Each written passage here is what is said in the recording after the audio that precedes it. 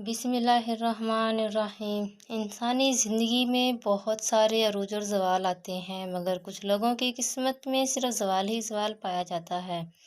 اس کی وجہ انسان کی اپنی خصلت ہے۔ اس دنیا میں جو بھی ہم بوتے ہیں وہی ہمیں کاٹنا ضرور پڑتا ہے۔ میری زندگی بہت سکون سے گزر رہی تھی۔ یونیورسٹی سے گھر اور پھر گھر سے یونیورسٹی میری روٹین تھی۔ میری کچھ مخلص سہیلیاں ہی میری زندگی تھی، جن کے ساتھ وقت بتانا مجھے بہت اچھا لگتا تھا، مگر مجھے نہیں معلوم تھا کہ آنے والی زندگی میں میرے ساتھ کیا ہونے جا رہا ہے۔ یونیورسٹی میں میرا دوسرا سال چل رہا تھا۔ میں رات بہت دیر تک جاگتی رہی تھی۔ ابھی بیڈ پر ہی تھی کہ اچانک یونیورسٹی کی بس کا ہارن سنائی دیا۔ میں بغیر ناشتہ کیے، بغیر ہاتھ منہ دھوئے بس کی طرف بھاگی، کیونکہ میرے فائنل ایگزام چل رہے تھے۔ بس چھوٹ جانے کا مطلب پیپر میں فیل ہونا تھا۔ میں یونیورسٹی باتھ روم سے باہر نکلی کہ ایک لڑکے سے میری ٹکر ہو گئی۔ ٹکر اتنی شدید تھی کہ میرا سر چکرانا شروع ہو گیا۔ میں نے لڑکے کو ایک زوردار تھپڑ رسید کر دیا۔ میں نہیں جانتی تھی کہ وہ مجھ سے جان بوجھ کے ٹکرایا یا محض اتفاق تھا، مگر میں اس وقت ہوش میں نہیں تھی۔ کچھ دنوں بعد کلاس میں مجھے اپنے بیگ میں ایک خط ملا، جس میں لکھا تھا: اس دن کے لیے معذرت کرتا ہوں، میری ماں ہسپتال میں داخل تھی۔ میں پریشانی کے عالم میں اسی کے بارے میں سوچتے ہوئے جا رہا تھا کہ آپ سے ٹکر ہو گئی۔ ایک دفعہ پھر سے آپ سے معذرت کرتا ہوں۔ خط پڑھ کر مجھے اپنے آپ پر غصہ آیا کہ میں نے ایسا کیوں کیا۔ اس کا نام سہیل تھا۔ دوسرے دن جب وہ کلاس سے باہر نکلا تو میں نے اس سے معذرت کی اور کہا کہ غلطی میری تھی، میں نے پوری کلاس کے سامنے تجھے تھپڑ مارا، مجھے ایسا نہیں کرنا چاہیے تھا۔ اس نے کہا: کوئی بات نہیں، مجھے آپ سے کوئی شکوہ نہیں۔ اس لہجے میں عجیب سا درد تھا۔ سہیل میرے دل میں گھر کرنا شروع ہو گیا۔ اب میں اس کے بارے میں سوچنا شروع ہو گئی تھی۔ آہستہ آہستہ ہماری بات چیت شروع ہو گئی۔ 3 ماہ کے عرصے بعد ہماری دوستی ہو گئی اور بالآخر ایک دن اس نے اپنی محبت کا اظہار کر دیا۔ میرے لیے وہ دن سب سے زیادہ یادگار تھا۔ 1 سال کے اندر ہماری شادی طے پائی۔ میں بہت خوش تھی، مگر میری خوشی نکاح کے چند لمحوں تک محدود تھی۔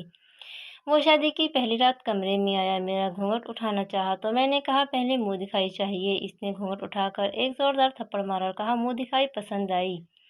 میں نے کہا: تم نے میرے ساتھ ایسا کیوں کیا سہیل؟ وہ ایک نفسیاتی شخص تھا، مجھے اس دن ہی معلوم ہوا۔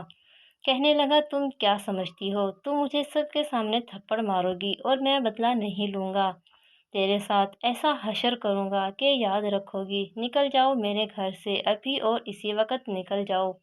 میں نے کہا: سہیل ایسا مت کریں، ابو کو پتہ چلا تو اس کی جان نکل جائے گی، وہ مجھ سے بہت پیار کرتے ہیں۔ اس نے مجھے بازو سے پکڑا اور گھر سے دھکا دے کر نکال دیا۔ میں تجھے ابھی کے ابھی طلاق دیتا ہوں۔ میں زندہ لاش کی طرح گھر واپس آ گئی، دل سے اسے بد دعا دینے لگی۔ ابو کو جب حقیقت کا پتہ چلا تو اس کو فالج کا جھٹکا لگا۔